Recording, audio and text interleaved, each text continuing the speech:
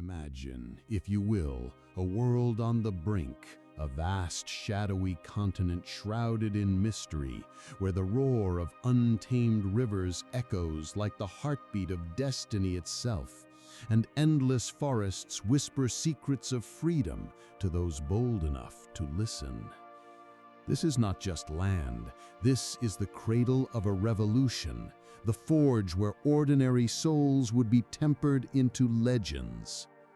But before the stars and stripes waved defiantly in the wind, before the echoes of "Give me liberty" or "Give me death" rang through history's halls, there was silence, broken only by the creak of wooden ships slicing through stormy seas, carrying dreamers, outcasts, and rebels across an ocean of uncertainty. What drove them? Was it the suffocating grip of kings and crowns in distant Europe, where freedom was a privilege doled out to the elite? Or was it the siren call of a new world, promising not gold or glory, but the radical idea that every man could shape his own fate? Picture the first settlers stepping onto virgin shores, their boots sinking into soil rich with possibility, yet fraught with peril. Storms that could swallow fleets whole, winters that froze hope in its tracks, diseases that claimed lives without mercy, and amid it all, native peoples whose ancient wisdom and fierce guardianship would challenge every assumption. Yet from this chaos emerged something extraordinary, a spark of defiance that would ignite a firestorm. Could a ragtag band of colonists, armed with little more than muskets and ideals, topple the mightiest empire on earth? Could words on parchment, declaring all men equal, reshape the world? This is the story of America's birth and rise, a tale of blood, betrayal, and unbreakable will. It's a cinematic journey through revolutions won and lost, through civil strife that nearly tore it apart, to a nation that became a beacon for the world. But remember, every triumph hides a shadow, every victory a cost. As we embark on this narration, ask yourself, what price would you pay for freedom? For in America's story, you'll find not just history, but the very essence of the human spirit, resilient, rebellious, and eternally hopeful. Hold on, for the adventure begins now with the land and its first dreams. The land and its first dreams. Before there was a flag fluttering proudly in the crisp wind, its stars and stripes symbolizing unity and resilience, before there were nations etched onto maps with borders drawn in the ink of diplomacy and the blood of conflict, there was simply a land, a vast, untamed expanse that stretched from the rocky shores of the Atlantic to the distant horizons of the Pacific, though no one yet knew its full breadth. This was a realm of endless forests, where ancient trees towered like silent guardians, their leaves whispering secrets in the breeze, forming green canopies that filtered sunlight into dappled patterns on the forest floor. Roaring rivers carved through the landscape, their waters tumbling over boulders with a thunderous roar, carrying the promise of life and the peril of floods. And above it all, boundless skies arched endlessly, painted with the hues of dawn and dusk, dotted with stars that seemed to hold the very essence of possibility. This land was unclaimed by the empires of Europe, yet it called out across the vast ocean waves, a siren song to those brave, foolish, or desperate enough to heed its summons. It beckoned to souls weary of the old world's suffocating hierarchies, promising something elusive, something profound and transformative. Here lies freedom, if you can find it amidst the wilderness, if you can seize it from the grip of nature's indifference, if you can endure its relentless trials and emerge unbroken. In the early 1600s, as the dawn of a new century broke over a Europe still reeling from religious wars and economic upheavals, ships set sail from the fog-shrouded shores of England, their wooden hulls groaning under the strain of heavy loads and heavier expectations. These vessels, like the Susan Constant, Godspeed, and Discovery that headed for Virginia, or the iconic Mayflower bound for New England, carried not just barrels of provisions and tools for survival, but the hopes, fears, and aspirations of men and women from diverse walks of life. There were humble families fleeing the persecution of their faiths, Puritans escaping the Anglican Church's rigid doctrines, Quakers seeking tolerance in a land free from ecclesiastical oppression. Bold adventurers chased whispered tales of gold and glory, inspired by stories of Spanish conquistadors who had plundered riches from the Americas. Farmers dreamed of fertile soil free from the enclosures that had displaced them back home, where land was scarce and feudal lords demanded exorbitant tribute. Merchants eyed untapped markets for trade in furs, timber, and exotic goods that could make fortunes. Even prisoners, granted a perilous second chance through transportation as indentured servants, boarded these ships, their literal chains loosened by the promise of redemption in a new world, though many would trade one form of bondage for another. They crossed the treacherous Atlantic, a vast and unforgiving expanse that could turn from calm blue serenity to raging tempests in hours, swallowing ships whole in its fury, testing the mettle of every soul aboard with seasickness, scurvy from vitamin-deficient diets, and the constant specter of death from starvation or shipwreck. What drove them across this watery abyss? A potent mix of desperation and defiance, a yearning to escape the rigid hierarchies of European society, where birthright determined one's destiny, kings ruled with absolute authority, backed by divine right, and social mobility was a myth for the masses, with peasants tied to the land and artisans stifled by guilds. Upon arrival, the harsh reality of this new world crashed upon them like a breaking wave on jagged rocks. Life was not the idyllic paradise painted in promotional pamphlets distributed by joint stock companies back in London to lure investors and settlers. It was a brutal forge that hammered the weak into oblivion and tempered the strong into survivors of legendary resilience. Winters descended with the cruelty unmatched in Europe's milder climes, blanketing the land in thick layers of snow and ice that buried makeshift shelters and froze rivers solid, turning them into treacherous paths that cracked underfoot. Disease stalked the fledgling settlements like a relentless predator, smallpox brought unwittingly from the old world on contaminated blankets and clothing, dysentery from contaminated water sources in marshy areas, and mysterious fevers that ravaged bodies weakened by malnutrition and exhaustion. Food was often scarce, with initial crops like wheat failing in the unfamiliar, nutrient-poor soil that required different techniques. Hunts in the dense woods yielded little for novices unused to tracking elusive deer or evading predatory wolves and bears.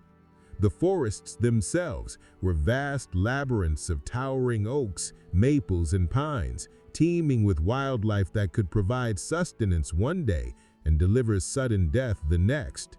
Grizzly bears lurking in the underbrush, venomous rattlesnakes coiled in the fallen leaves, or panthers stalking from the shadows. Yet, amidst this unrelenting adversity, those who survived began to build something enduring, brick by log, community by community. Jamestown, established in 1607 on the marshy banks of the James River in Virginia, became a precarious foothold, initially funded by the Virginia Company investors seeking quick profits from tobacco cultivation, which would later become the colony's economic lifeline under John Rolfe's innovations in hybrid strains and curing methods that turned the bitter leaf into a cash crop demanded in Europe. To the north, the Massachusetts Bay Colony took shape in 1630, a Puritan stronghold led by Governor John Winthrop, who envisioned it as a city upon a hill, a moral beacon for the world to emulate, with strict theocratic rules governing daily life, from Sabbath observance to community welfare. Plymouth, settled by the separatist pilgrims in 1620 after their arduous 66-day voyage on the cramped Mayflower, stood as a symbol of sheer perseverance against all odds. Its Mayflower Compact, signed by 41 adult males in the ship's cabin, represented an early experiment in self-governance, pledging to create just laws for the general good in the absence of royal charter. These were small outposts of hope, fragile beacons flickering in a continent that remained wild, untamed, and largely indifferent to the ambitions of these interlopers from across the sea. Log cabins dotted the cleared landscapes, built with axes hewn from local timber and chinked with mud to ward off drafts. Fields were painstakingly cleared of stumps and rocks through backbreaking labor with oxen and mattocks.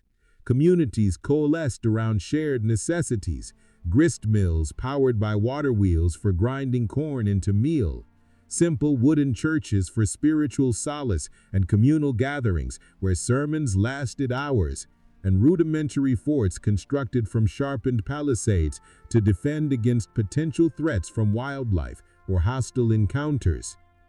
The first settlers quickly learned that true survival demanded more than mere physical endurance against the elements. It required a unity forged in the fires of shared hardship, a courage to confront the shadowy unknowns of the wilderness, and a will stronger than the pervasive fear that whispered doubts in the dead of night when wolves howled and winds rattled shutters.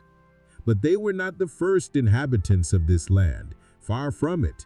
Native peoples, the Algonquin-speaking Powhatan Confederacy in Virginia, led by the powerful chief Powhatan, who ruled over 30 tribes, the Wampanoag in Massachusetts under Sachem Massasoit, known for their coastal fishing and agriculture, the formidable Iroquois League further inland to the north, a confederation of 5, later 6 nations renowned for their political sophistication and longhouse dwellings, had called these territories home for thousands of years, with societies rich in traditions passed down through generations. Their ways were deeply intertwined with the land, intricate agricultural systems growing the 3 sisters of corn, beans, and squash in symbiotic fields, spiritual connections to the earth expressed through ceremonies honoring the Great Spirit and seasonal cycles, and complex trade networks spanning the continent, exchanging wampum beads, copper, and furs. Interactions with the newcomers were multifaceted tapestries woven from threads of necessity, curiosity, and mutual misunderstanding. Sometimes they were peaceful and mutually beneficial, trades of European metal tools, pots and cloth for native furs, food stores, and invaluable knowledge. Squanto, a Patueted native who had been kidnapped to Europe and returned, taught the pilgrims how to plant corn fertilized with fish, saving Plymouth from certain starvation in its first year. Alliances formed against common enemies, like the Pequot War in 1637, where English colonists and Narragansett warriors clashed with the Pequot tribe for trade dominance. Other times, encounters erupted into violence, clashes over encroaching settlements that disrupted traditional hunting grounds and sacred sites, disputes over scarce resources like beaver pelts depleted by overtrading, or cultural clashes where European notions of private land ownership conflicted with native concepts of communal stewardship and seasonal migration. The settlers learned hard, often painful lessons from these encounters. Respect for the land's seasonal rhythms to avoid famine, the value of diplomacy in smoke-filled council lodges under sacred trees, and the high cost of betrayal, as seen in the 1622 Powhatan uprising that nearly wiped out Jamestown in a coordinated attack, killing 347 settlers and forcing a re-evaluation of coexistence. And yet, even as they grappled with these challenges, the seed of a unique society began to take root deep in the American soil, nurtured by isolation and adversity. The colonies, though nominally governed from across the ocean by a distant king and a parliament more concerned with imperial revenues than colonial welfare, started to cultivate their own distinct identity, blending English traditions with New World necessities. Royal governors appointed by the crown frequently clashed with locally elected assemblies, like Virginia's House of Burgesses, established in 1619 as the first representative body in the Americas, fostering a spirit of independence and self-reliance that would later bloom into revolution. Resilience became a cultural badge of honor. Surviving a brutal winter or a failed harvest was a tale retold around glowing hearths for generations, building communal bonds and folklore. And an ever-questioning attitude toward authority took hold, as colonists challenged edicts from afar that ignored local realities, planting the first subtle whispers of dissent in minds fertile with the promise of autonomy and self-determination. Could these people, so ordinary in their human frailties, with bodies worn thin by ceaseless toil and spirits repeatedly tested by loss and isolation, ever hope to stand tall against the might of an empire that spanned the globe from London to India? Could courage, that quiet, flickering flame in the heart, outweigh the deafening thunder of cannon fire from royal warships anchored in harbors? Could determination, born from the raw desperation of pioneers, overcome centuries of entrenched oppression woven into the very fabric of monarchical society? History would answer all these questions in due time, though not without a steep and sorrowful cost, paid in the unrelenting currency of lives lost, legacies forged, and dreams deferred. But oh, what dreams they were, vast as the continent itself. Growing tensions. By the mid-1700s, the 13 colonies had not merely survived the trials of their infancy, they had flourished into a vibrant patchwork of thriving communities, each imbued with its own regional flavor, yet increasingly bound by a shared sense of destiny and growing grievance against distant overlords. Trade routes crisscrossed the Atlantic like vital lifelines, carrying fragrant tobacco leaves from Virginia's sprawling plantations worked by indentured servants and enslaved labor, sturdy timber from New England's dense pine forests harvested for shipbuilding and export, and potent rum distilled in Rhode Island's bustling ports from molasses imported from the West Indies. Towns swelled into dynamic hubs of activity and commerce. Boston, with its narrow cobblestone streets echoing with the cries of fishmongers, the clang of shipyards building clippers, and the fervent debates of intellectuals in taverns like the Green Dragon. Philadelphia, the city of brotherly love, alive with enlightened thinkers like Benjamin Franklin experimenting with electricity, and printing presses churning out almanacs, newspapers, and pamphlets that spread ideas far and wide. Charleston in South Carolina, with its elegant pastel mansions overlooking vast rice fields flooded seasonally, a port city thriving on exports of indigo dye and deer skins. The population exploded exponentially, fueled by waves of immigrants seeking new beginnings, hardy Scots-Irish fleeing economic hardship, religious strife, and clan wars in Ulster, bringing their Presbyterian faith and frontier skills. Industrious Germans, often called Pennsylvania Dutch, seeking religious freedom in William Penn's tolerant colony, establishing farms with advanced techniques like crop rotation.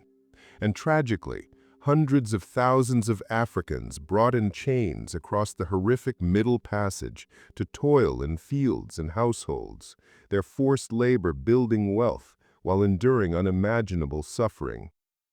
Families expanded westward, pushing beyond the Appalachian Mountains into fertile Ohio Valley lands, claiming territory through homesteading, land grants, or speculative purchases from companies like the Ohio Company, dreaming of prosperity in a landscape that seemed limitless but was already contested by native nations and French claims.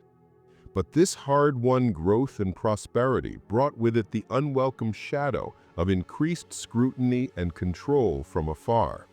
Across the ocean, in the opulent halls of Westminster and the royal palaces of London, the British crown tightened its grip like a vice slowly closing on a fragile artifact, viewing the colonies as wayward children needing discipline.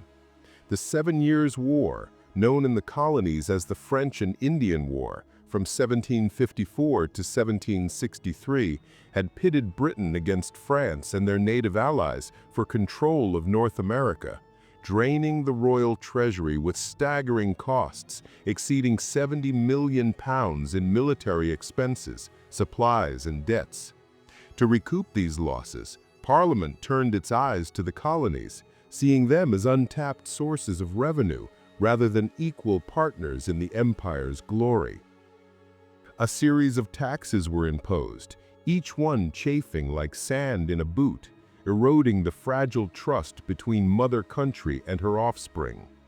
The Sugar Act of 1764 reduced duties on molasses, but enforced them strictly with naval patrols, cracking down on the rampant smuggling that had become a colonial way of life to avoid earlier navigation acts.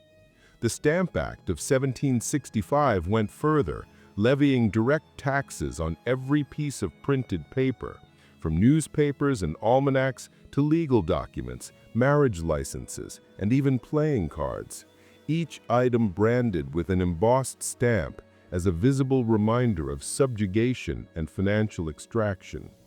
The Townshend Acts of 1767 followed, imposing duties on imported goods like glass, lead, paints, paper, and tea, everyday essentials that now carried the bitter taste of imperial greed and overreach.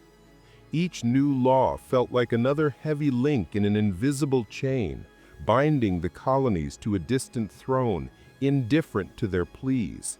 Each parliamentary decree, a stark reminder of the vast, storm-tossed ocean that separated the rulers from the ruled, decisions made in marble halls from those who bore their harsh consequences in log cabins, bustling markets, and frontier outposts. The people, once content to grumble privately in smoky taverns over mugs of ale or cider, began to murmur louder, their voices coalescing into a chorus of discontent that resonated from the rocky coasts of Maine to the humid lowlands of Georgia. No taxation without representation. This rallying cry, popularized by figures like James Otis in his fiery speeches against general writs of assistance that allowed customs officials to search homes without warrants, echoed through colonial assemblies, broadsides printed on hidden presses, and secret meetings of groups like the Committees of Correspondence. It demanded voices in the governance that directly affected their livelihoods, for seats in Parliament where colonial interests could be heard and debated, not summarily dismissed as provincial concerns.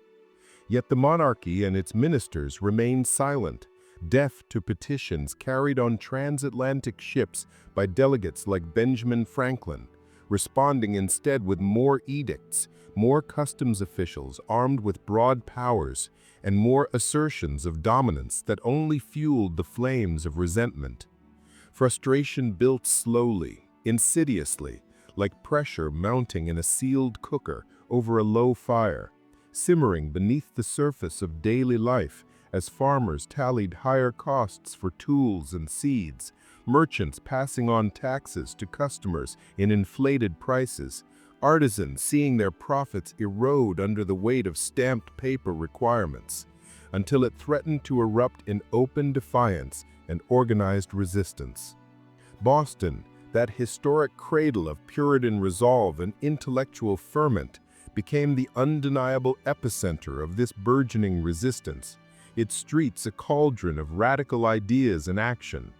Lined with wharfs where ships from around the world unloaded goods under the watchful eyes of customs agents, the city buzzed with discussions in groups like the Sons of Liberty, led by Samuel Adams, a failed brewer turned masterful agitator, whose organizational skills and propaganda turned whispers into widespread action. On a cold December night, under a moonlit sky heavy with tension and the salty scent of the harbor, a group of about 60 men disguised as Mohawk Native Americans, feathers adorning their hair, faces smeared with soot and charcoal to conceal identities, boarded 3 East India Company ships moored in the calm waters of Boston Harbor, the Dartmouth, Beaver, and Eleanor. These vessels carried 342 chests of tea, a commodity burdened by the Tea Act's monopoly grants and residual taxes that undercut local smugglers. With axes, hatchets, and determined resolve, they pried open the wooden crates in a choreographed protest, heaving them overboard into the icy, dark waters of Boston Harbor. The tea leaves floated on the surface, turning the bay into a giant, unintended brew that symbolized rejection of parliamentary overreach. This Boston Tea Party, as it came to be known, was a meticulously planned act of symbolic defiance, costing the company £9,000, equivalent to millions today. Irreversible in its message, the colonies would no longer meekly bow to unjust laws imposed without consent. They would brew their own destiny, free from the bitter dregs of tyranny and economic manipulation. The British response was swift and severe, angered beyond measure by this audacious slap to imperial authority, economic interests, and the East India Company's monopoly. King George III and Prime Minister North pushed through the Coercive Acts in 1774, branded the Intolerable Acts by furious colonists, which closed Boston Harbor to all commerce until full restitution was made for the destroyed tea, effectively strangling the city's economy and starving its workers, revoked Massachusetts' charter, dissolving its elected assembly, and placing governance under direct royal control through appointed officials, allowed for quartering of troops in private homes and barns, an invasion of domestic sanctity that revived memories of past abuses, and expanded the powers of military courts to try colonists far from home. Red-coated British soldiers under General Thomas Gage marched into Boston streets with drums beating and flags flying, their bayonets gleaming under the colonial sun, sent to impose martial order on a people rapidly awakening to their collective power, rights, and the potential for unity.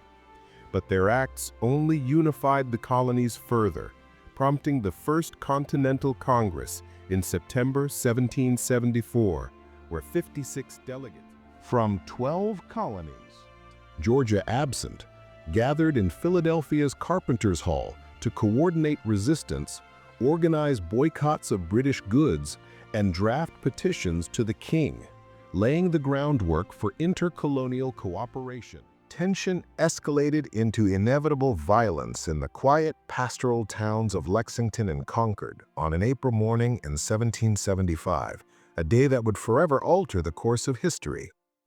Gage dispatched 700 elite troops under Lieutenant Colonel Francis Smith to seize colonial arms and powder stored in Concord, but Paul Revere, William Dawes, and Samuel Prescott's legendary midnight rides on horseback alerted the countryside with cries of "The British are coming!" Minutemen, local militia, farmers, shopkeepers, and artisans armed with muskets, powder horns, and unyielding resolve assembled on Lexington's village green under Captain John Parker. As the Redcoats advanced in formation, a shot rang out from unknown origins, the shot heard round the world, as Ralph Waldo Emerson later immortalized it, sparking a chaotic skirmish that killed 8 colonists and wounded 10. The British pressed on to Concord, only to face fierce resistance at the North Bridge, where militia, embattled farmers, fired the first ordered volleys, forcing a retreat. Harassed by thousands of swarming Minutemen along the 18-mile road back to Boston, the Redcoats suffered 273 casualties in a humiliating rout. Those first musket volleys echoed across history, marking the ignition of the American Revolutionary War, a conflict that would redefine not just empires and maps, but but the very concepts of liberty, self-determination, and republican governance for generations to come. Imagine standing in those quiet, dew-kissed fields at the break of dawn, the first light of day casting long shadows across the green, muskets trembling in the inexperienced hands of men more accustomed to plows and ledgers than powder and lead, as the relentless red line of professional soldiers advances with drums beating a march of inevitability and bayonets fixed. Could courage truly emerge from the depths of primal fear, rising like a phoenix from the ashes of doubt and hesitation? Could ordinary men, bound by ties to family, farm, and community, defy an empire that had conquered vast continents and commanded the seas with unparalleled might? The answer was about to be written in the indelible ink of blood and unyielding hope alike, inscribed on the pages of a new nation's tumultuous birth certificate, a document destined to inspire revolutions worldwide. The Patriots' rise. The colonies, now plunged headlong into the maelstrom of open war, had no formal standing army to speak of, no seasoned cadre of generals trained in the grand strategies of European battlefields like those of Marlborough or Frederick the Great in the Wars of Succession. What they possessed instead was a motley assembly of determined individuals drawn from all strata of colonial society. Farmers who knew every hidden trail, creek crossing, and ambush spot in their local terrain like the lines etched on their calloused palms from years of tilling soil. Merchants who leveraged their extensive trade networks to barter for scarce supplies and whispered deals under cover of night in port cities, and ordinary citizens, blacksmiths forging bayonets and horseshoes in hidden forges, printers disseminating propaganda through pamphlets like Thomas Paine's Common Sense that sold 120,000 copies in months, tailors sewing uniforms from homespun cloth dyed with walnut hulls, who would risk not just their lives, but their fortunes and sacred honor for a dream as fragile as morning mist over a battlefield at dawn.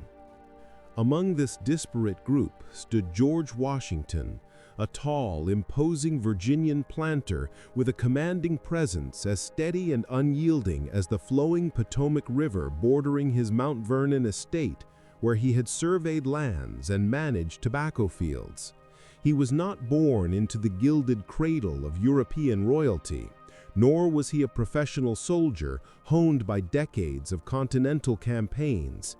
His military experience came from frontier skirmishes during the French and Indian War, where he had gained a reputation for coolness under fire at Braddock's defeat.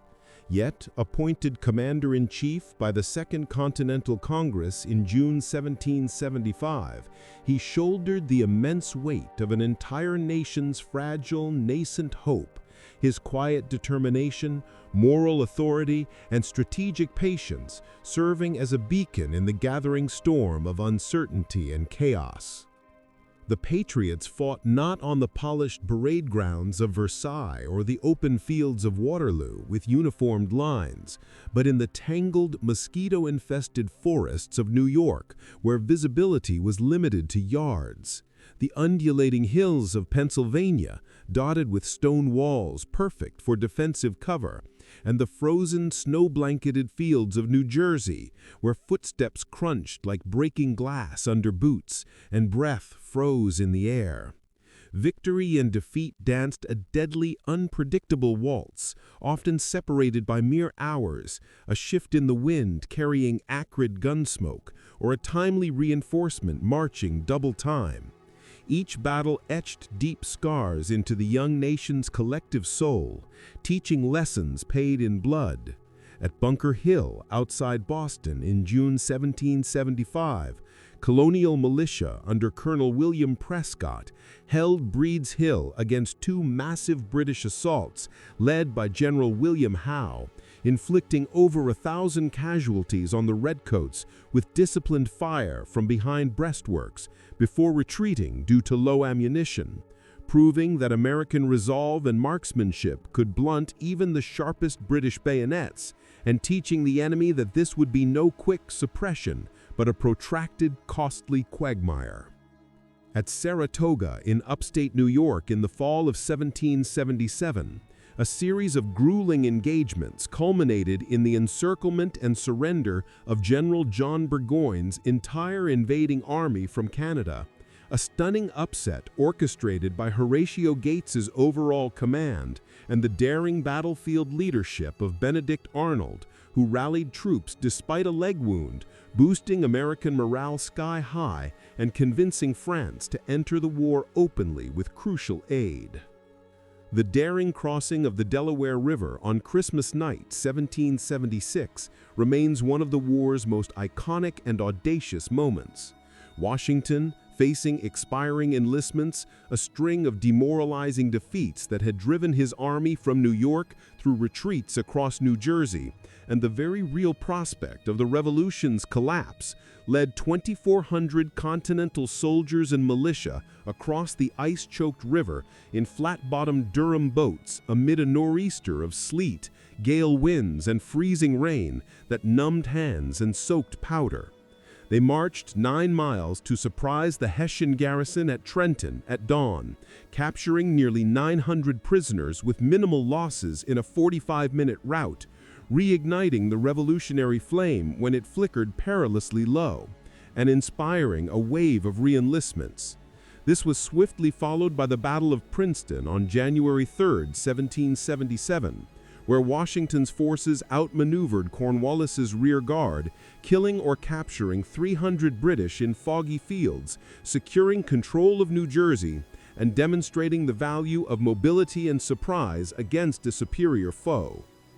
The winter of 1777 to 1778 at Valley Forge, Pennsylvania, became an enduring crucible of human endurance and transformation, a place where the revolution could have frozen solid and shattered into irreparable fragments under the weight of suffering. Bitter cold pierced through threadbare uniforms and tattered tents, pitched on logged hillsides, with temperatures dropping to single digits Fahrenheit, snow piling high in drifts, and winds howling like banshees through the barren trees, carrying the moans of the sick. Hunger gnawed at empty bellies as supplies dwindled to meager rations of fire cake, a tasteless paste of flour and water baked on hot stones, and occasional salted meat when wagons could navigate muddy roads. Many men went days without food, their frames wasting away to skeletons, leading to mutterings of mutiny. Disease ran rampant through the 11,000-man camp. Typhus spread through lice-infested clothing and blankets. Pneumonia claimed those weakened by exposure and malnutrition, and smallpox scars marked survivors who underwent Washington's ordered inoculations, a risky procedure that saved thousands. Over 2,500 men perished that winter from illness and exposure, their bodies buried in unmarked graves on the frozen ground as comrades dug with frost-bitten hands. Soldiers huddled around sputtering fires built from scavenged wood, their feet wrapped in bloody rags after shoes disintegrated, toes lost to frostbite, dreaming of warm homes, plentiful harvests, and the families they fought to protect, while despair whispered temptations of desertion or surrender to British amnesty offers. Yet through this hellish ordeal that tested the limits of human spirit, a remarkable transformation occurred, turning suffering into strength. Baron Friedrich von Steuben, a Prussian volunteer with fabricated credentials but genuine expertise, arrived in February 1778 and drilled the troops in European tactics, bayonet charges, rapid reloading, and disciplined volleys, transforming the ragtag militia into a cohesive, professional fighting force capable of standing toe-to-toe with redcoats.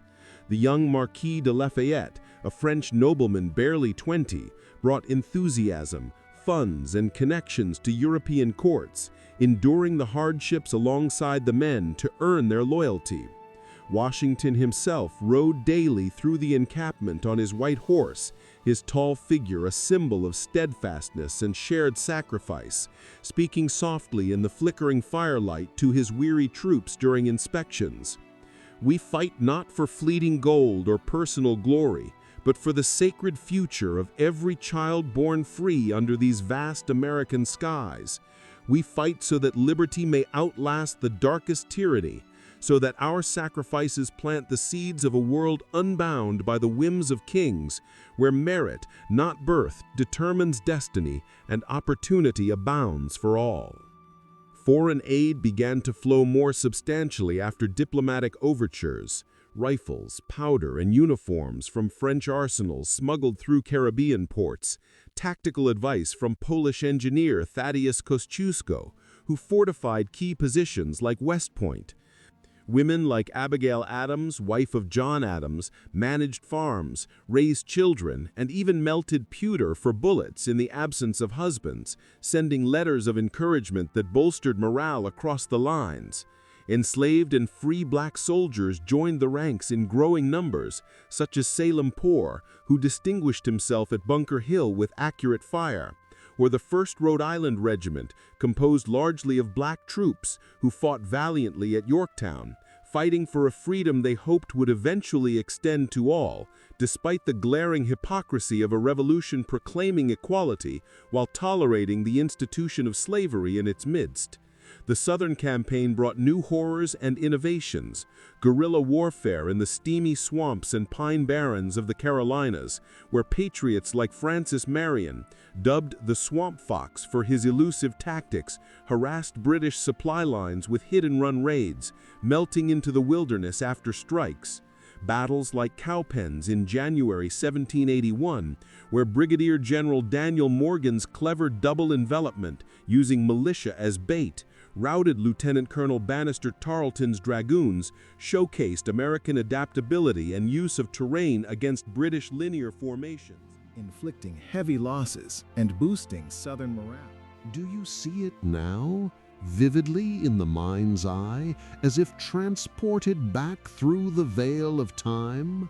The cold that seeps bone deep, turning limbs numb and spirits brittle like ice.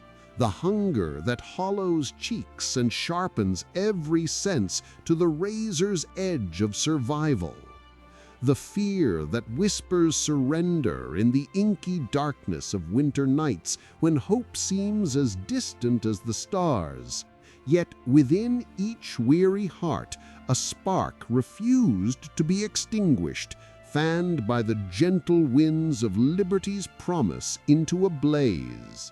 Sometimes, the greatest weapon in the arsenal of revolution is not a booming cannon echoing across misty valleys or a flashing sword glinting in the midday sun, but hope itself, that intangible, resilient force that transmutes despair into unyielding defiance and transforms human weakness into an unbreakable collective will that defies empires and reshapes destinies. The Declaration of Independence. By the sweltering summer of 1776, the winds of change had escalated from mere gusts to a full-throated gale, unstoppable and fierce, sweeping through the 13 colonies with a force that bent ancient oaks, stirred the deepest recesses of human souls, and carried the scent of gunpowder and impending storm. Hearts across the land, from the rugged fishermen of Maine to the rice planters of South Carolina, beat with a potent, intoxicating mixture of fear, that gnawing, visceral uncertainty of what perils lay ahead in defying the world's mightiest power with its vast armies and navy, excitement for the boundless possibilities of self-determination and a government of the people, and a fierce, unquenchable determination that burned like a blacksmith's forge, tempering resolve into something unbreakable amid the heat of conflict.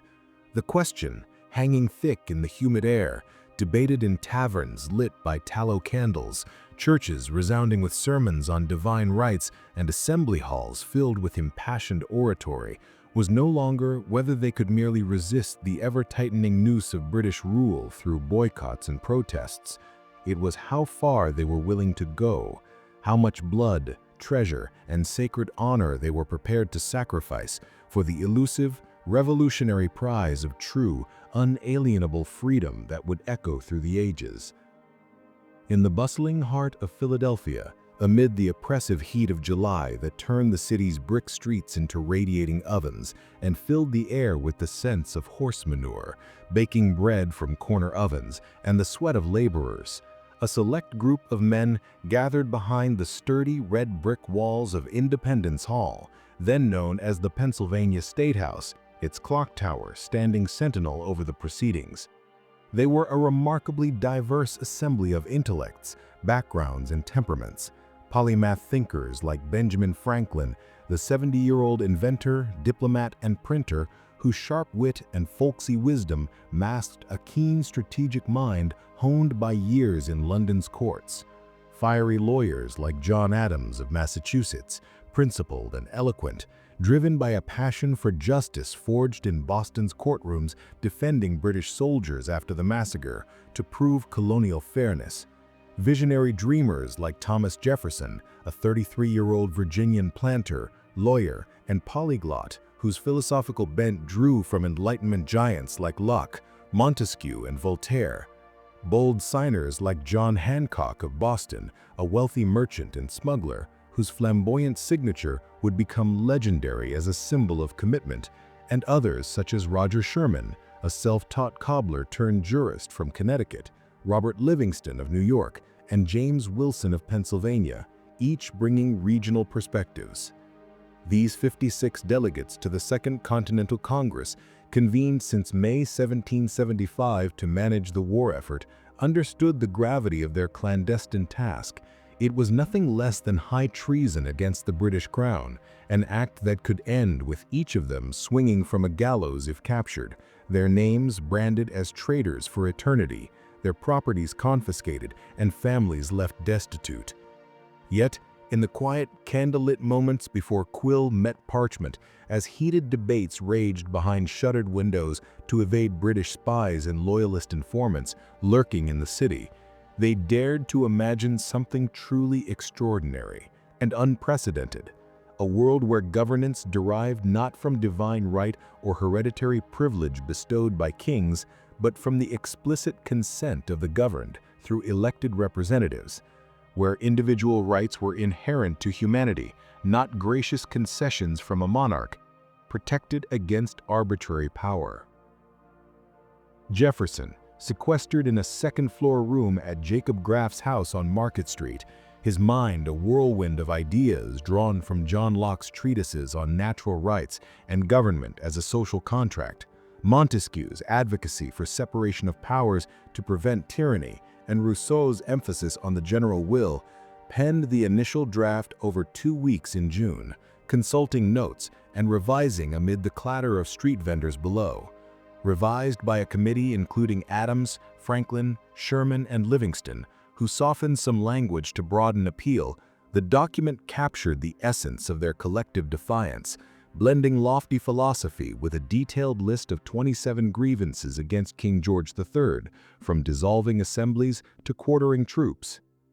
Quote, "We hold these truths to be self-evident, that all men are created equal, that they are endowed by their Creator with certain unalienable rights, that among these are life, liberty, and the pursuit of happiness, that to secure these rights, governments are instituted among men, deriving their just powers from the consent of the governed, that whenever any form of government becomes destructive of these ends, it is the right of the people to alter it or to abolish it, and to institute new government, laying its foundation on such principles and organizing its powers in such form as to them shall seem most likely to affect their safety and happiness." Unquote. The Assembly Hall fell into a profound silence as the document was read aloud on July 1st, the weight of its words hanging like the smoke from recently extinguished candles in the stuffy room. These were not mere rhetorical flourishes or abstract philosophies confined to saloons. They were a bold challenge to centuries of monarchical tyranny, a solemn promise to future generations of Americans and the world, and a radical blueprint for humanity's highest aspirations toward equality, justice, and self-rule that would echo through the ages. On July 2, 1776, after days of debate and amendments, the Congress voted unanimously for independence.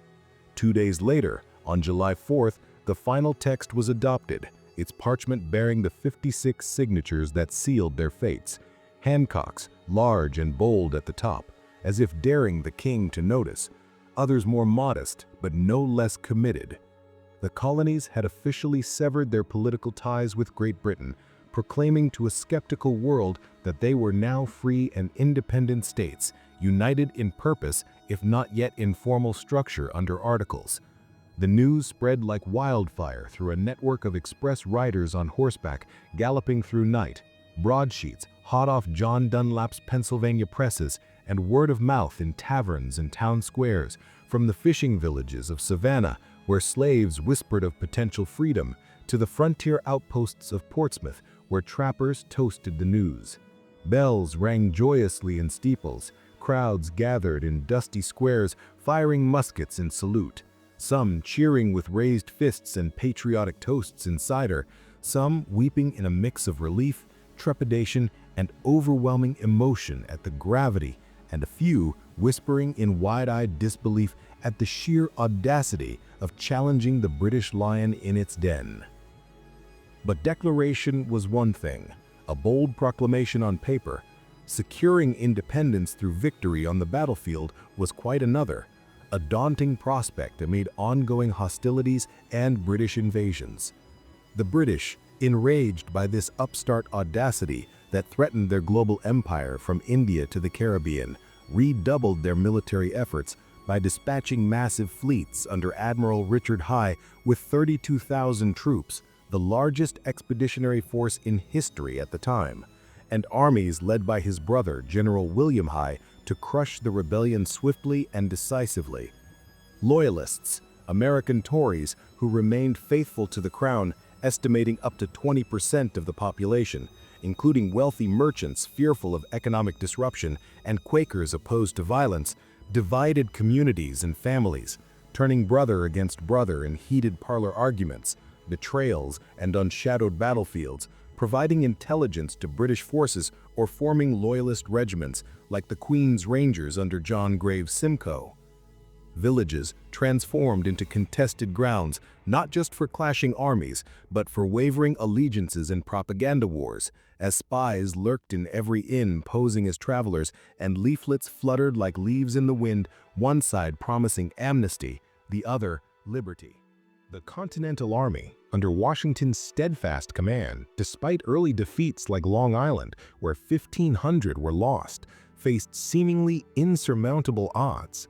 Outnumbered by well-trained redcoats and Hessian mercenaries equipped with the latest flintlocks, underfunded by a Congress reliant on printed money that inflated wildly to finance the war, and poorly supplied with everything from gunpowder smuggled from Dutch St. Eustatius to boots that fell apart in long marches through mud. Soldiers underwent hasty drills in open fields under officers like Henry Knox, who dragged cannons from Fort Ticonderoga, improvising guerrilla tactics that capitalized on the vast American landscape, ambushes in dense leaf-choked woods where redcoats' linear formations faltered in underbrush, hit-and-run raids on vulnerable supply convoys snaking through narrow passes and fords. Battles raged across a mosaic of terrains, the humid forests of the Carolinas where partisans under Nathaniel Greene wore down Cornwallis through attrition, the strategic rivers of the Hudson Valley controlling vital supply routes from Canada, the open, wind-swept plains of Brandywine Creek in 1777, where Washington suffered defeat but executed an orderly retreat, living to fight on. The Battle of Saratoga in October 1777 emerged as a pivotal turning point, a series of grueling engagements in upstate New York amid autumn foliage where American forces under Horatio Gates' command and the daring battlefield maneuvers of Benedict Arnold encircled and defeated British General John Burgoyne's 7,000-man invading army from Canada after weeks of fighting at Freeman's Farm and Bemis Heights.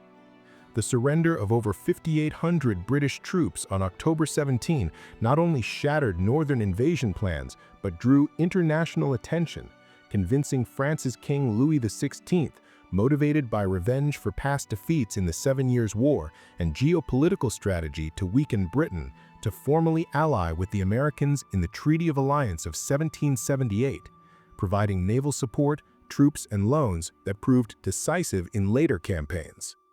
Yet for every triumphant Saratoga that lifted spirits, despair shadowed with defeats like the fall of Philadelphia in September 1777, forcing Congress to flee to York amid panic, or the betrayal of Benedict Arnold in 1780, who plotted to surrender West Point for gold and rank.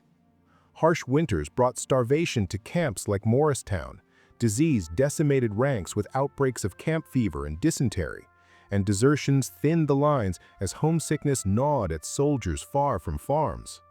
At Valley Forge, the legend of unyielding endurance was born.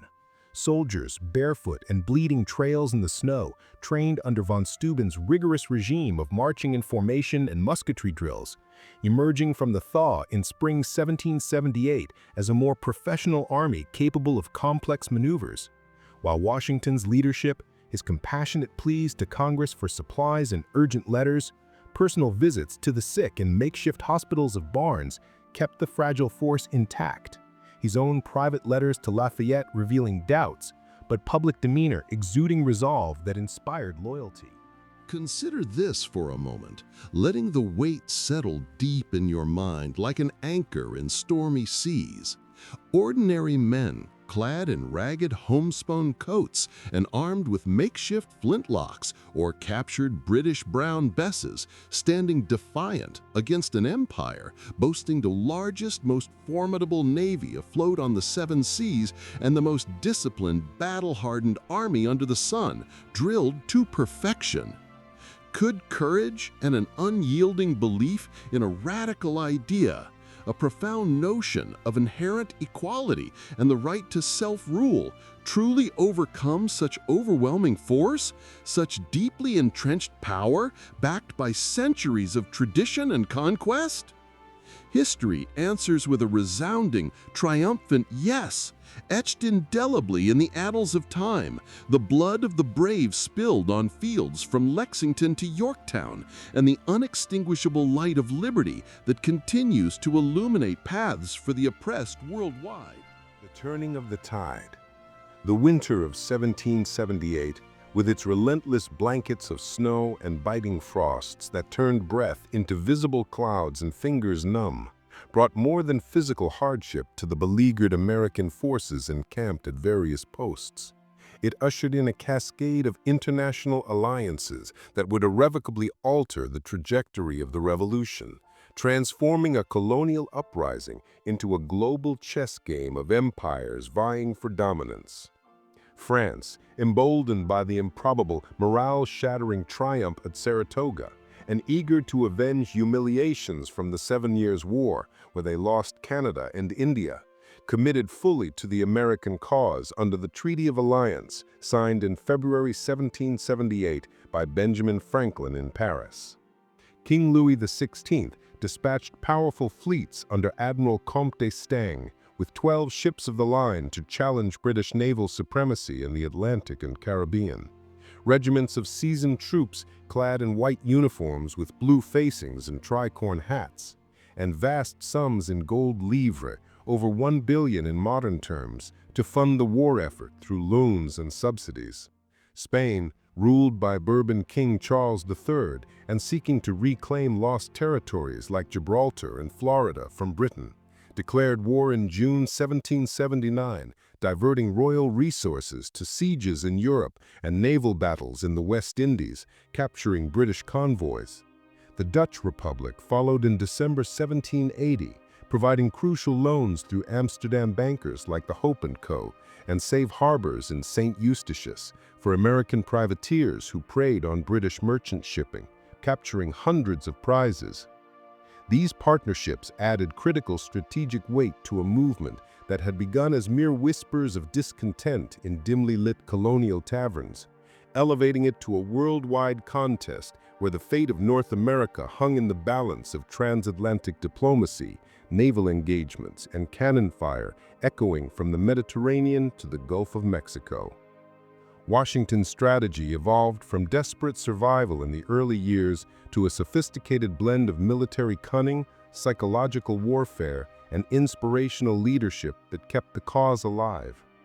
He avoided large-scale, decisive engagements that could annihilate his outnumbered forces in a single catastrophic blow, opting instead for a Fabian War of attrition named after the Roman general, harassing extended British supply lines with light cavalry raids under Henry Lighthorse Harry Lee, launching pinpoint guerrilla strikes on isolated outposts and garrisons, and masterfully retreating to live and fight another day, preserving his army as the revolution's beating heart and symbol.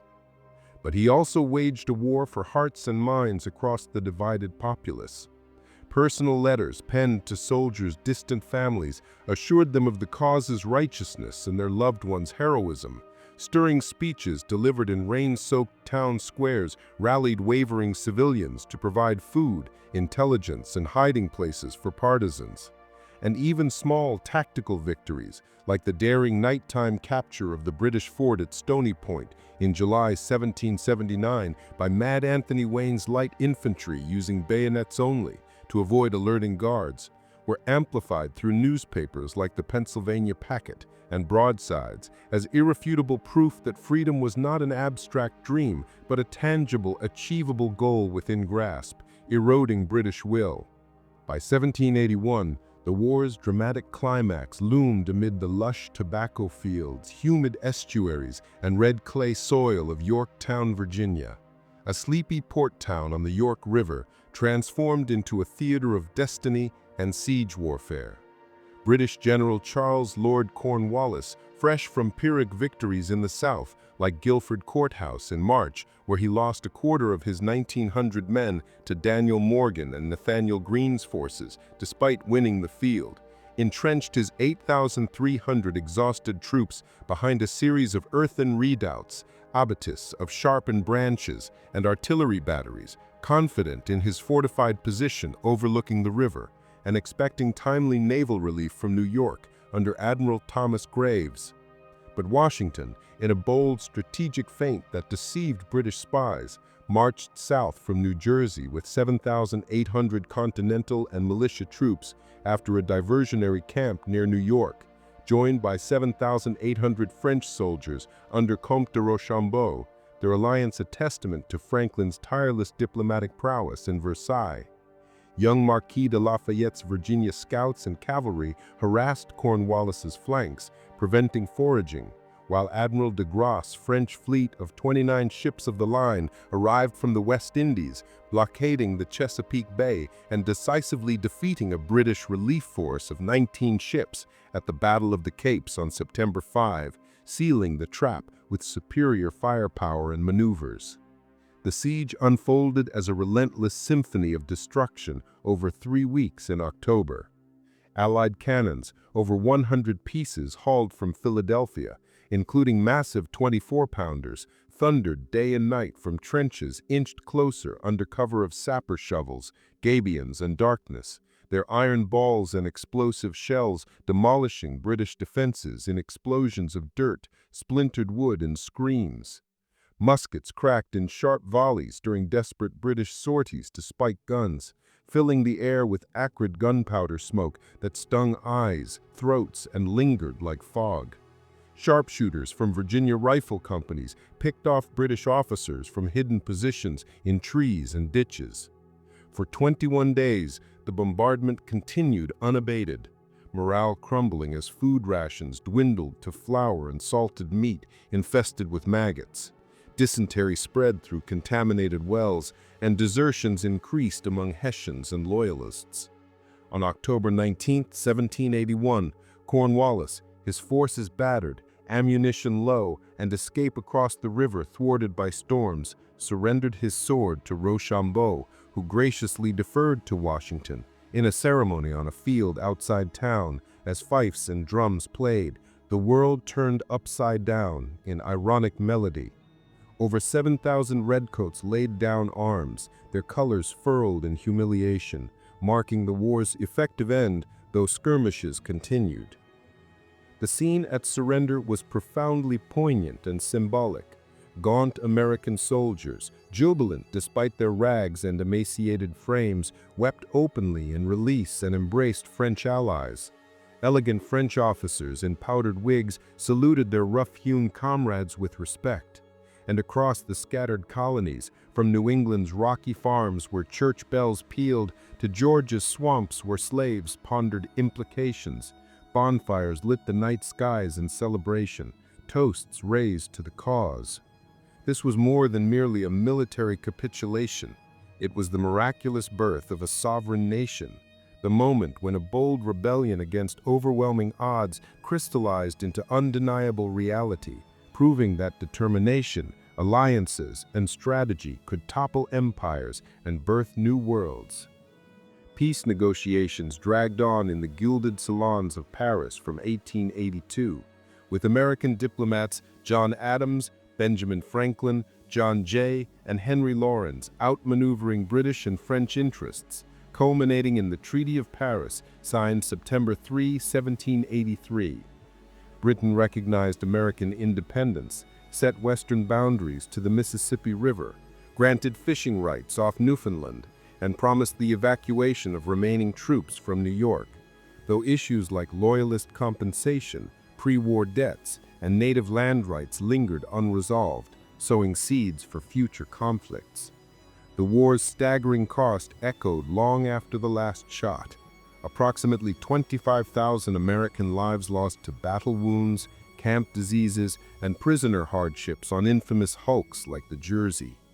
Economies ravaged by hyperinflation, trade blockades, and destroyed infrastructure. Families shattered by loss, displacement, and divided loyalties. Yet from these ashes rose the United States, its people forever transformed, more united in purpose, resilient in spirit, and committed to the ideals of liberty and self-government that had sustained them through the darkest hours. Victory was not measured in the cold calculus of miles of conquered land, nor in the triumphant raising of flags over smoldering cities and fallen fortresses that once flew the Union Jack. It was measured in the liberation of hearts from the heavy yoke of oppression, in the quiet, profound promise that no sovereign, no matter how crowned or mighty, would ever again rule without the explicit consent of the people they governed.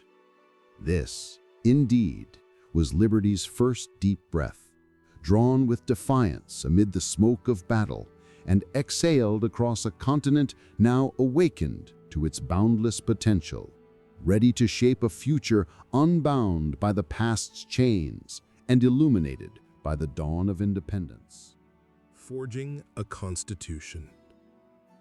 Freedom, so hard won on the bloodied fields of Yorktown and Saratoga, where cannons roared and men fell, came laced with a host of unforeseen challenges that tested the young nation's mettle in ways the war's chaos never had, revealing cracks in the fragile Union. The 13 newly independent states, loosely bound under the Articles of Confederation, hastily adopted in 1781 as a wartime measure, grappled with a litany of internal strife that threatened to unravel the victory. Interstate rivalries flared over trade tariffs that states imposed on each other's goods, navigation rights on shared rivers like the Potomac and Mississippi, leading to blockades, and currency chaos, with each state printing its own money, causing inflation and economic confusion. Territorial disputes simmered over vast western lands claimed by multiple states based on colonial charters, leading to legal battles in the weak Congress and even armed standoffs, like in the Wyoming Valley between Connecticut and Pennsylvania settlers. Economic instability plagued the land, war debts totaling $40 million to foreign lenders like France and domestic bondholders loomed like storm clouds. Continental currency inflated to worthlessness, giving rise to the phrase, "not worth a continental," as farmers burned it for heat, and foreign creditors demanded repayment, while Britain and Spain closed markets to American ships in violation of treaties, exacerbating post-war depression with farm foreclosures and urban unemployment. Shays' Rebellion in western Massachusetts from 1786 to 1787, where debt-ridden farmers and veterans, led by Captain Daniel Shays, stormed courthouses to halt foreclosures and tax sales, underscored the Confederation's fragility. With no national army or direct taxation power, states struggled to maintain order, prompting fears of anarchy, mob rule, or even a return to monarchy, as some whispered of inviting a European prince.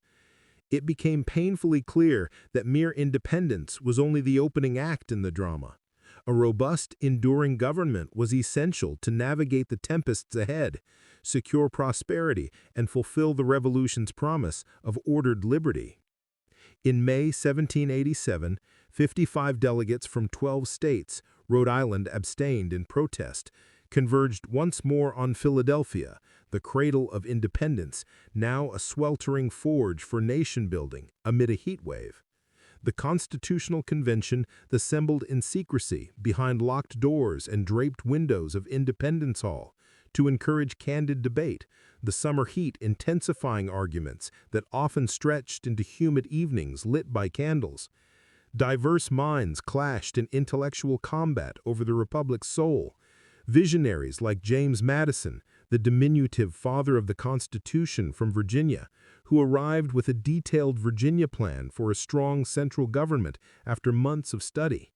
Skeptics like George Mason, also Virginian, who demanded explicit protections for individual rights and refused to sign without a Bill of Rights, fearing federal overreach. Compromisers like Connecticut's Roger Sherman, whose Great Compromise bridged divides with elegance.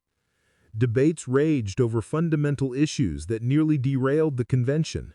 Representation pitted large states' Virginia plan, favoring population-based seats in a bicameral legislature to reflect size, against small states' New Jersey plan for equal votes to protect sovereignty, resolved by Sherman's proposal, a House of Representatives apportioned by population, with enumeration every 10 years via a national census to include adjustments for growth, and a Senate with 2 senators per state elected by legislatures. Slavery cast a long, morally compromising shadow over the proceedings, leading to the infamous 3/5 compromise, where enslaved people were counted as 3/5 of a person for representation and direct taxation purposes, a Faustian bargain that bolstered Southern political power while postponing the abolitionist reckoning and embedding inequality.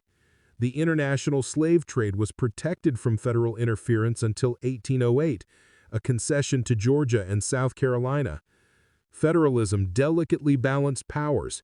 The national government gained authority to tax directly, regulate interstate commerce, coin uniform money, raise armies, and declare war, while states retained control over education, marriage laws, property rights, and local policing.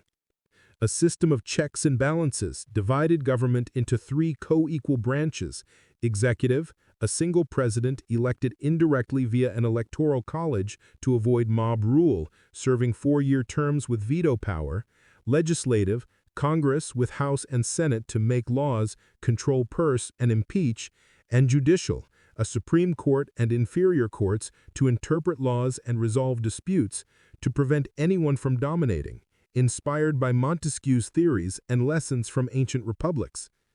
Through 4 months of heated arguments, personal animosities like between Madison and Patrick Henry, who refused to attend smelling a rat in consolidation, and painstaking compromises forged in side committees, the outcome was signed on September 17, 1787, by 39 delegates, the United States Constitution, a concise yet profound 4,400-word blueprint for governance, adaptable through an amendment process requiring supermajorities rooted in popular sovereignty, democracy, and accountability to we the people.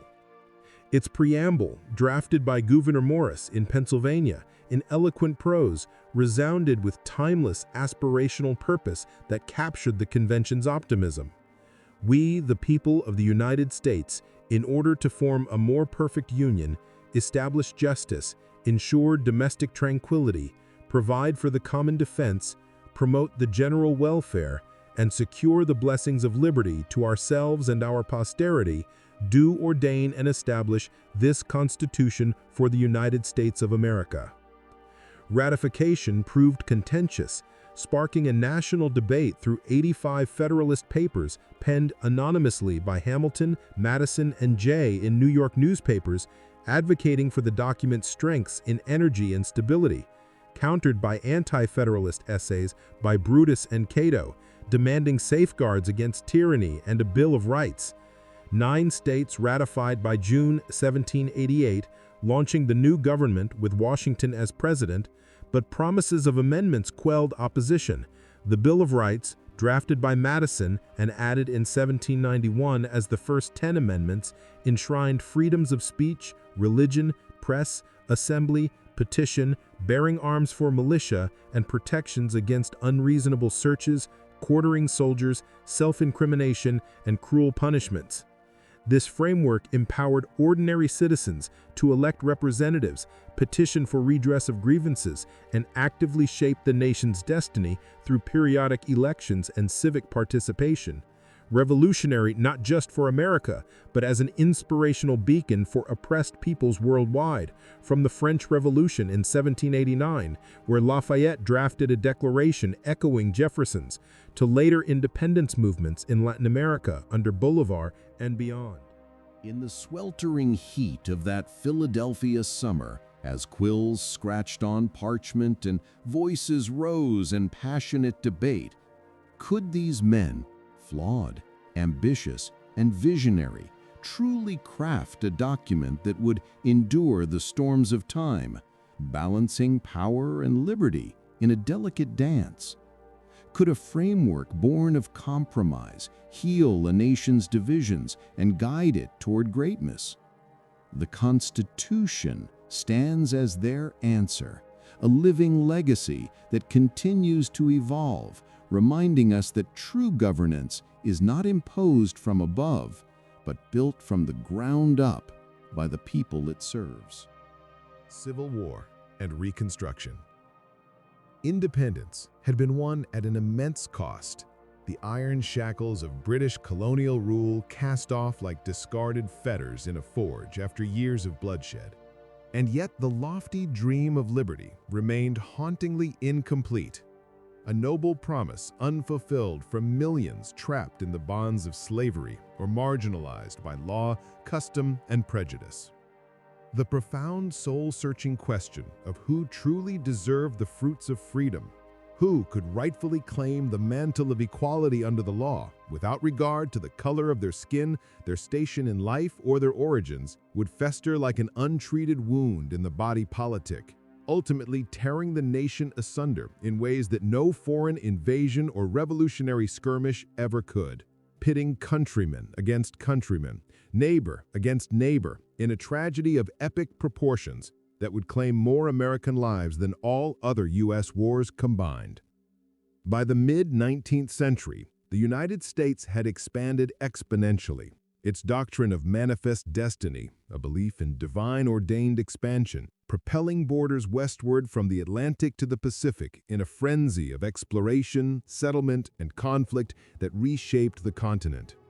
The Louisiana Purchase in 1803 from France doubled the nation's size overnight for $15 million, opening vast prairies and the Mississippi watershed explored by Meriwether Lewis and William Clark's Corps of Discovery from 1804 to 1806, encountering native tribes like the Mandan and Shoshone.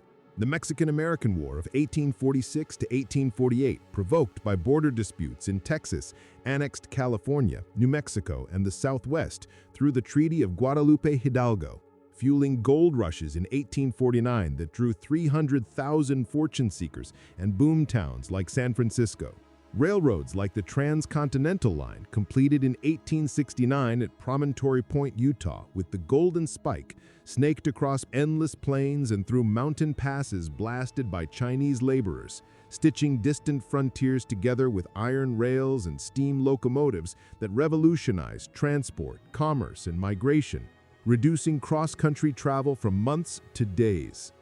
In the industrial North, factories in cities like Lowell, Massachusetts and Manchester, New Hampshire belched smoke as mechanized looms wove textiles from southern cotton. Steel mills in Pittsburgh forged rails and machinery under innovators like Andrew Carnegie, and inventors like Eli Whitney's interchangeable parts boosted manufacturing efficiency.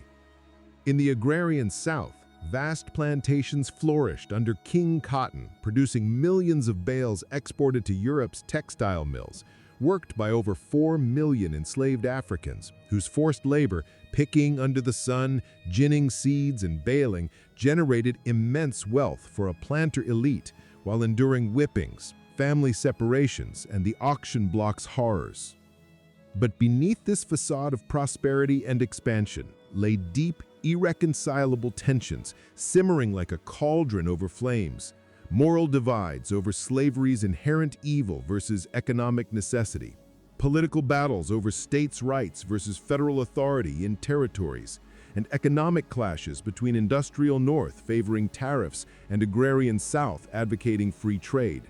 The nation could no longer ignore these widening fault lines, exacerbated by compromises like Missouri's in 1820, admitting Missouri as a slave state, Maine as free, and drawing a 36-30 line for future territories. Or the Compromise of 1850, crafted by Henry Clay, which admitted California as free but strengthened the Fugitive Slave Act that forced Northerners to aid in capturing escapees, igniting outrage and underground railroad activity by Harriet Tubman and others. The Kansas-Nebraska Act of 1854 by Stephen Douglas allowed popular sovereignty on slavery in those territories, repealing the Missouri Line and leading to bleeding Kansas violence between pro-slavery border ruffians from Missouri and anti-slavery free soilers like John Brown, who massacred settlers at Pottawatomie.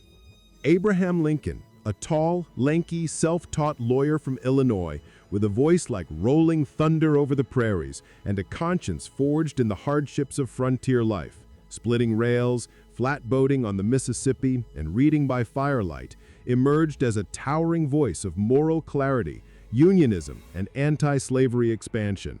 His House Divided speech in 1858 during Senate debates with Douglas proclaimed that the nation could not endure permanently half slave and half free. It would become all one or all the other. His election in November 1860 on the Republican platform opposing slavery's spread into territories became the flashpoint. 7 Southern states seceded by February 1861, forming the Confederate States of America under President Jefferson Davis in Montgomery, Alabama, with a constitution protecting slavery. 4 more joined after the bombardment of Fort Sumter in Charleston Harbor on April 12, 1861, igniting the Civil War with the first shots over the federal fort. For 4 brutal, transformative years from 1861 to 1865, the conflict raged across a divided land from the Potomac to the Rio Grande, brother pitted against brother in a fratricidal storm that consumed over 620,000 lives, more than all other U.S. wars combined, and wounded millions physically and emotionally. Cities like Atlanta and Richmond burned under William Tecumseh Sherman's March to the Sea in 1864, a total war strategy destroying railroads, factories, and supplies to break Southern will. Fertile farms in Virginia's Shenandoah Valley were laid waste by Philip Sheridan's cavalry raids to deny food to Lee's army. Iconic battlefields became hallowed graveyards. Gettysburg in July 1863 with 51,000 casualties over 3 days of charges, like Pickett's doomed assault on Cemetery Ridge.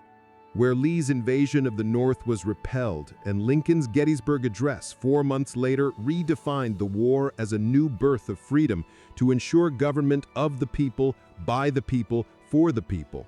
And Antietam in September 1862 near Sharpsburg, Maryland, the single bloodiest day with 23,000 fallen in cornfields and sunken roads, providing Lincoln the marginal victory needed to issue the Emancipation Proclamation.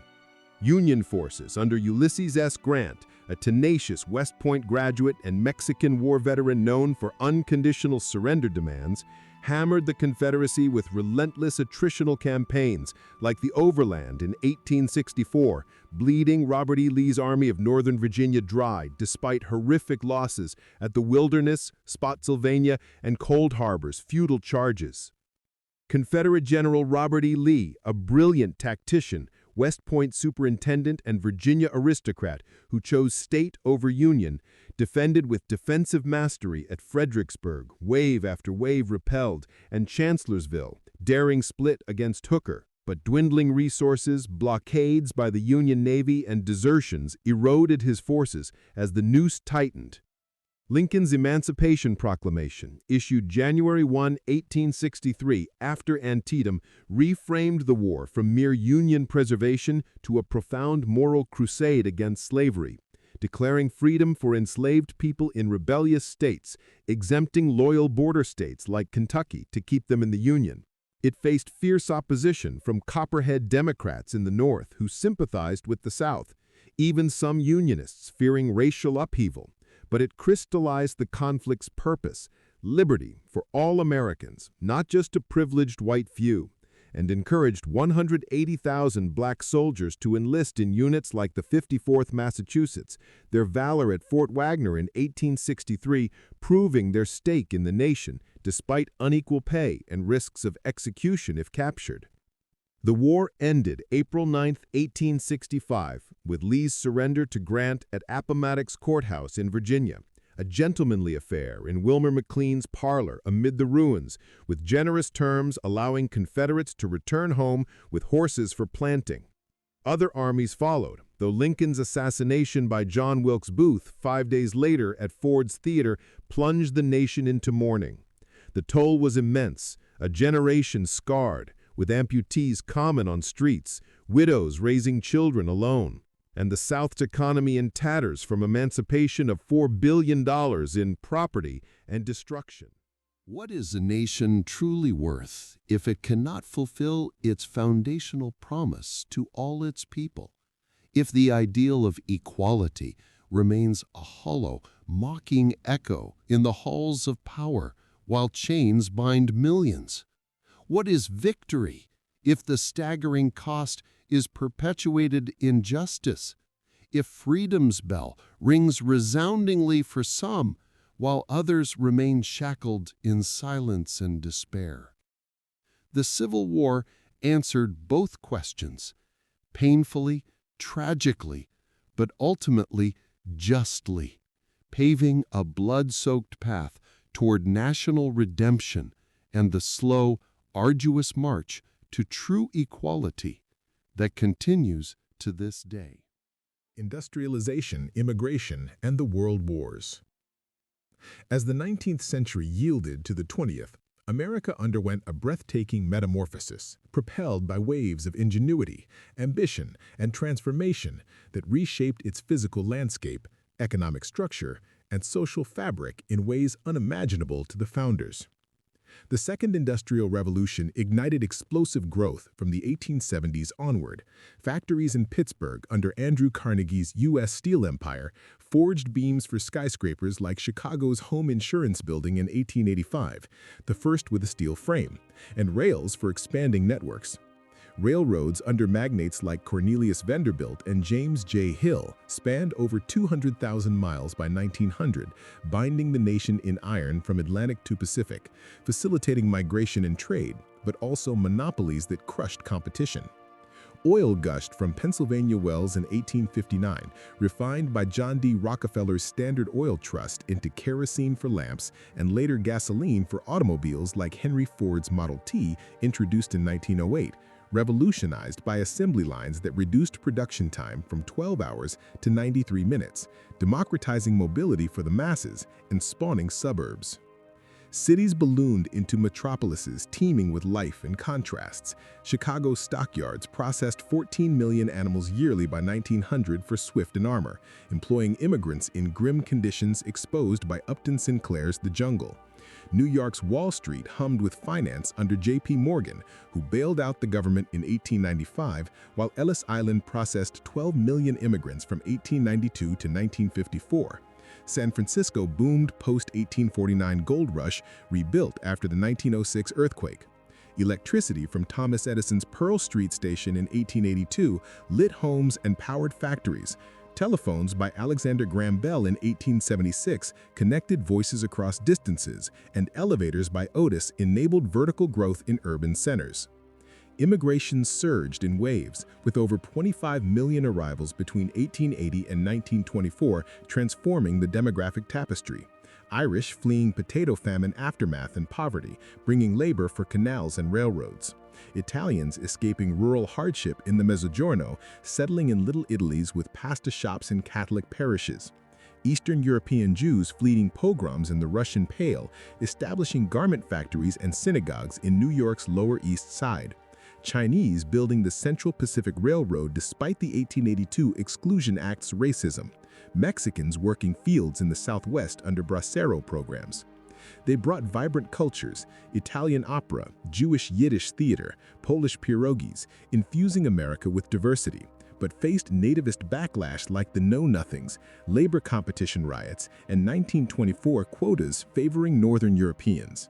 Yet unchecked growth bred profound inequities that sparked reform. Labor conditions in sweatshops with 12-hour days for pennies led to strikes like the Pullman in 1894, demanding fair wages, broken by federal troops. Monopolies crushed small businesses, prompting trust-busting under Theodore Roosevelt's Square Deal, who dissolved Northern Securities in 1904 and regulated with the Hepburn Act. Progressive reforms tackled corruption and social ills. Muckrakers like Ida Tarbell exposed Standard Oil's ruthlessness, Lincoln Steffen's urban bossism. Women's suffrage movement led by Susan Anthony, Elizabeth Cady Stanton, and later Alice Paul with hunger strikes, culminated in the 19th Amendment in 1920 after parades and arrests. Conservation under Roosevelt preserved 230 million acres, creating national parks like Yellowstone 1872 and Yosemite, to protect natural wonders from exploitation. Then came the cataclysmic world wars, global infernos that thrust America from isolationist republic to superpower, testing its resolve, resources, and ideals on an unprecedented scale. World War I, 1914 to 1918, the war to end all wars, erupted with Archduke Franz Ferdinand's assassination, pitting Central Powers, Germany and Austria-Hungary, against allies Britain, France, and Russia. Initial U.S. neutrality under Woodrow Wilson crumbled with German U-boat sinkings like the Lusitania in 1915, killing 128 Americans, and unrestricted submarine warfare in 1917, plus the Zimmerman telegram proposing a Mexican alliance. America entered April 6, 1917, mobilizing 4 million troops, sending 2 million doughboys under General Pershing to Europe's trenches, tipping the balance at battles like Belleau Wood in 1918, where Marines halted German advances amid gas and machine guns. The home front transformed with war bonds sold by celebrities like Charlie Chaplin, rationing of meat and sugar, women in factories as munitionettes, and the Great Migration of 500,000 blacks north for jobs. The 1918 armistice on November 11th brought victory, but 116,000 U.S. dead, followed by Wilson's 14 points for peace and League of Nations rejected by Senate isolationists. Returning soldiers faced the Spanish flu pandemic, killing 675,000 Americans, and the Roaring Twenties ensued with jazz from Louis Armstrong, flappers defying norms, prohibition speakeasies, and economic boom until the 1929 stock crash ushered in the Great Depression with 25% unemployment. World War II, 1939 to 1945, erupted with Hitler's invasion of Poland, America remaining neutral under FDR's Lend-Lease aid to allies until Japan's surprise attack on Pearl Harbor, December 7, 1941, destroying 18 ships and killing 2,403, a date which will live in infamy. Mobilization was total. 16 million served in segregated units from D-Day's Normandy beaches on June 6, 1944, where 156,000 Allies landed amid withering fire from Atlantic Wall bunkers, to the Pacific's island hopping like Guadalcanal in 1942 and Iwo Jima in 1945, where Marines raised the flag on Mount Suribachi, immortalized in Joe Rosenthal's photo. Home front heroism included Rosie the Riveter women building 300,000 aircraft in Liberty ships, rationing of gas, tires, and coffee, with Victory Gardens supplying 40% of produce, Japanese-American internment in camps like Manzara, detaining 120,000 under Executive Order 966, a dark chapter of fear and racism, later apologized for. Innovations abounded. Manhattan Project scientists under J.R. Robert Oppenheimer at Los Alamos developed atomic bombs dropped on Hiroshima on August 6, 1945, and Nagasaki on November 9, 1945, killing 200,000 and forcing Japan's surrender on VJ Day, but ushering in the nuclear age with ethical debates. Emerging victorious in 1945 with minimal homeland damage, unlike devastated Europe and Asia, America's economy boomed to half the world's output. The GI Bill educated 7.8 million veterans. Suburbs like Levittown housed baby boom families with affordable homes. Globally, the Marshall Plan spent $13 billion rebuilding Europe to prevent communism, and NATO formed in 1949 against Soviet threats, marking the Cold War's dawn with proxy conflicts. The wars forged national unity through shared sacrifice, spurred technological leaps like radar, penicillin, and computers, and reaffirmed commitment to democracy and freedom, though at costs of 405,000 dead in World War II and lingering scars like PTSD. Consider this, letting the images flood your imagination like a torrent. From the quiet, insular small towns and whispering pine forests of a young, inward-looking republic, to the vast, blood-soaked battlefields of Europe's scarred landscapes, trenches filled with mud and mustard gas, and the storm-tossed, coral-strewn islands of the Pacific where waves crashed on beaches turned red. The courage of ordinary citizens, farmers turned infantrymen storming beaches under hail of bullets, mothers turned welders riveting ships in round-the-clock shifts, inventors turning wild ideas into war-winning weapons, reshaped the entire world order.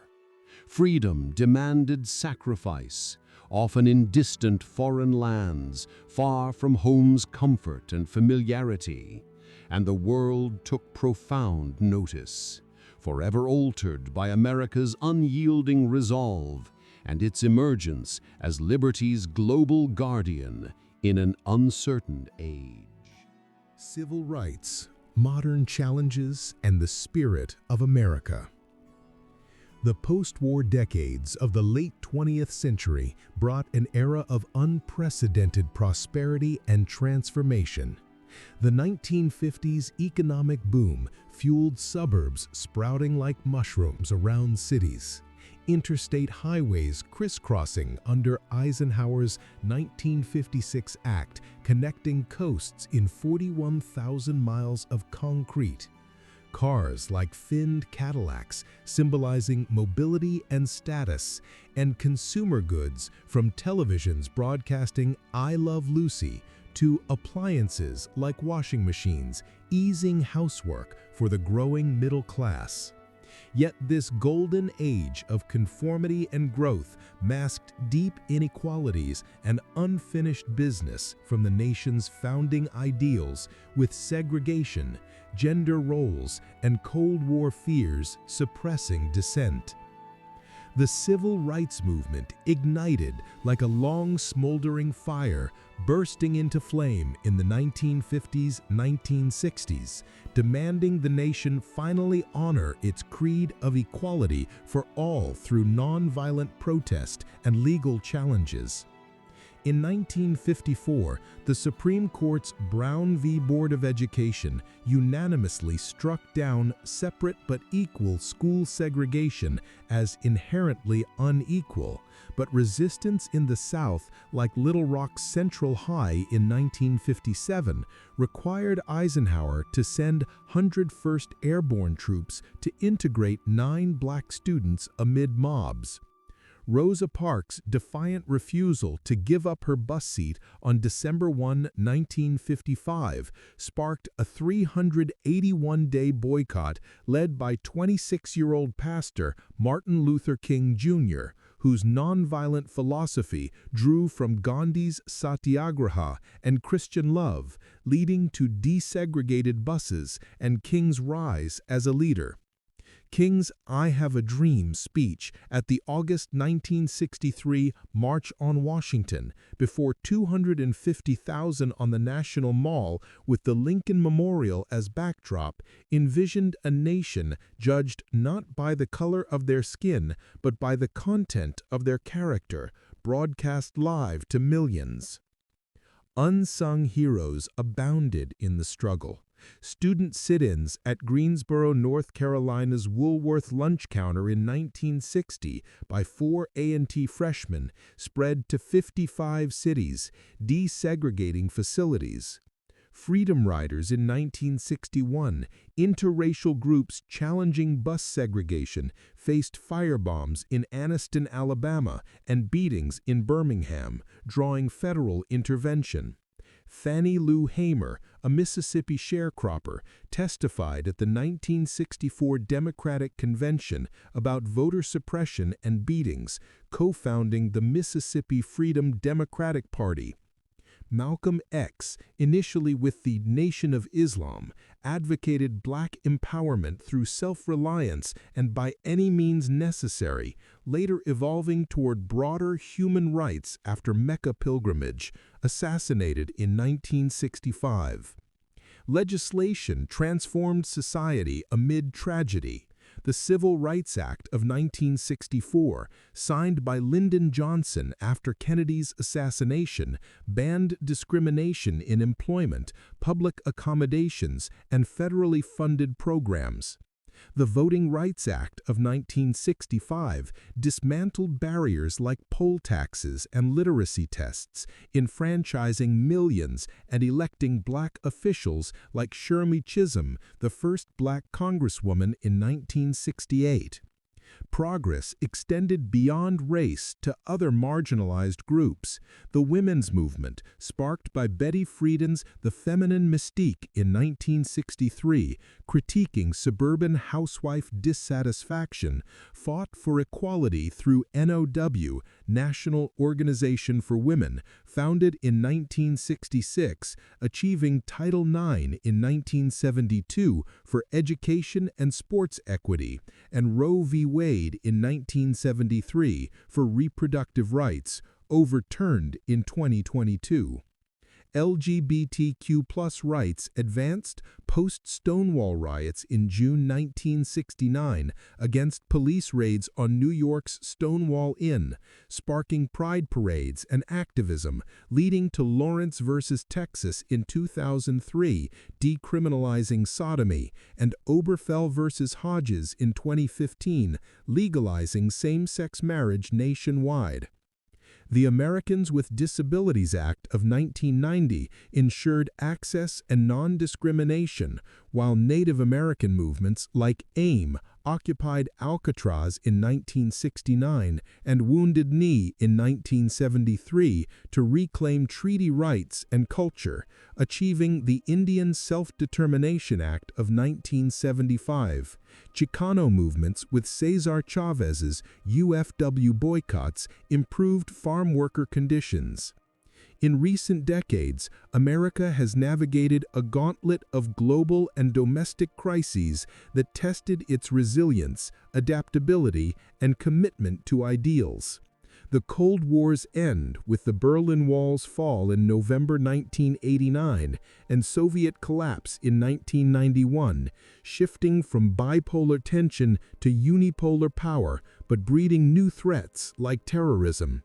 The terror attacks of September 11, 2001 by al-Qaeda killing nearly 3,000 in New York, Washington, and Pennsylvania reshaped security with the Patriot Act, wars in Afghanistan 2001 to 2021 and Iraq 2003 to 2011, and debates over civil liberties. Economic shocks like the 2008 financial crisis from subprime mortgages triggered global recession, bank bailouts, and Occupy Wall Street protests in 2011 against inequality and the 1%.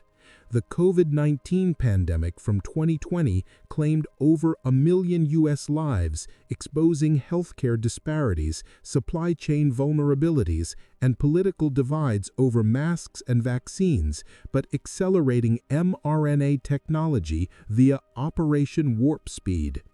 Technological revolutions transformed daily life and economy. The Internet's rise from ARPANET in 1969 to Tim Berners-Lee's World Wide Web in 1991, evolving into social media platforms like Facebook 2004 and Twitter 2006, now X, connecting billions but breeding misinformation, cyber threats, and privacy concerns. AI and machine learning from IBM's Deep Blue beating chess champion Kasparov in 1997 to ChatGPT in 2022, promising efficiencies in medicine and education, but raising job displacement fears and ethical dilemmas. Space exploration with NASA's Apollo 11 moon landing in 1969, Space Shuttle program, and Artemis aiming for lunar return by 2025 with private partners like SpaceX's Starship. Political polarization intensified with events like the 2000 Bush versus Gore recount, 2016 Trump's election amid populism, and January 6, 2021 Capitol riot challenging democratic transitions, while social justice movements like Black Lives Matter in 2013 after Trayvon Martin, surging in 2020 after George Floyd's death, demanded police reform, defunding debates, and systemic change. Climate change loomed as an existential threat, with hurricanes like Katrina devastating New Orleans in 2005, killing 1,800, wildfires ravaging California annually, and Superstorm Sandy in 2012 flooding New York, prompting Paris Agreement in 2015, U.S. rejoined 2021, and Green New Deal proposals for renewable energy transition. Immigration debates raged, with dreamers advocating for citizenship paths amid border walls, family separations under Trump, and Biden's reforms reflecting America's ongoing identity as a nation of immigrants. Through it all, America's indomitable spirit endures, persistence in innovation from Silicon Valley startups disrupting industries to biotech breakthroughs, courage in adversity from first responders on 9/11 to activists marching for rights, unwavering belief in progress toward that more perfect union despite setbacks, embodying a pluribus unum, out of many, one. From 13 fragile, bickering colonies huddled along the Atlantic's restless, foam-crested coast, to a mighty nation spanning vast azure oceans, sun-scorched deserts blooming with cities, snow-capped mountains piercing the sky, and endless golden plains teeming with life and promise. From the fiery crucible of revolutions, muskets, and declarations, to the quiet, determined struggles of civil rights marches under sweltering southern suns and digital activism in modern squares, America has been forged in the unquenchable fire of hope, tempered by the unyielding anvil of struggle, and defined eternally by the indomitable courage of its diverse people from every corner of the globe. It is not perfect, this grand ongoing experiment in self-governance. No nation crafted by fallible human hands ever could be, with flaws persisting like inequality's shadows, debates raging fiercely over rights and resources, and the sacred work of justice never truly complete, but always demanding vigilance. But it is vibrantly alive, a living, evolving testament to the transformative power of dreams dared to be pursued against all odds, the unyielding value of courage in the face of tyranny or injustice, and the enduring, unbreakable spirit of freedom that pulses in every American heartbeat, inspiring the world to reach for better tomorrows. And so the story continues onward, not confined to the yellowed pages of dusty history books or the solemn marble halls of monuments etched with names of heroes, but in the hearts, minds, and hands of every person who dares to believe in liberty's timeless promise, equality's urgent call, and justice for all. What will the next chapter hold in this epic saga of resilience? That, dear listener, is written by us in the choices we make today for tomorrow's dawn, ensuring the American experiment endures.